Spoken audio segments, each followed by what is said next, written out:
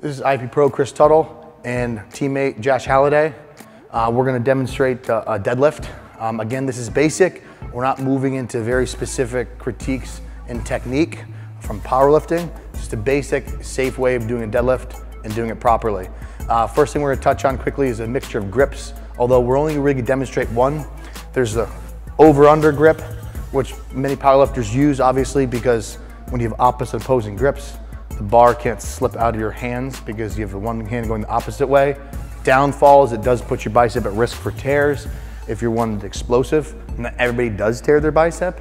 Does it put it at risk? Sure.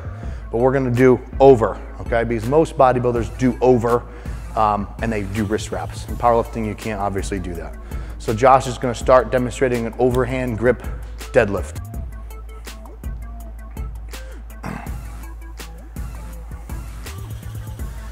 The most important thing is you note that the bar is moving in a straight line. The bar is not moving away from him. The bar is being dragged up his body. He's got the overhand grip. His head is up. His back is completely straight. As you notice that when he comes down, he does bend at the knees similar to a squat. But the bend doesn't really start to occur until the bar is below his knee. As you can see, the bend starts to start and the bend occurs greater as the bar passes the knee. That's the basic form of a deadlift. One thing to keep in mind that's important for safety is the further that bar is away from your body, where some people tend to deadlift and the bar is like this, that puts your lower back at risk.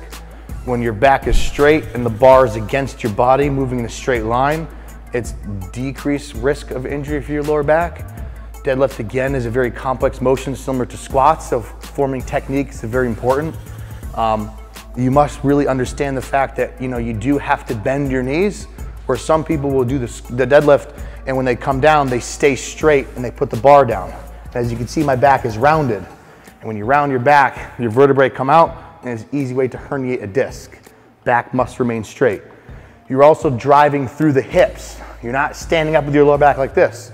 When you push, you're pushing through your heels and your hips are coming forward as you stand straight. And you notice when Josh was doing the deadlift, he start up this way. Again, same thing similar to a squat. When you look down, you tend to round the back. When you look up, you have an easier time keeping your back straight and rounded. We'll have Josh demonstrate this one more time, and you take note of the bar positioning, how his head is positioned, his lower back straight, and how his knees bend as the bar comes down in the descent. Go ahead, Josh, demonstrate one more time. Head up. He lifts carefully driving through the hips.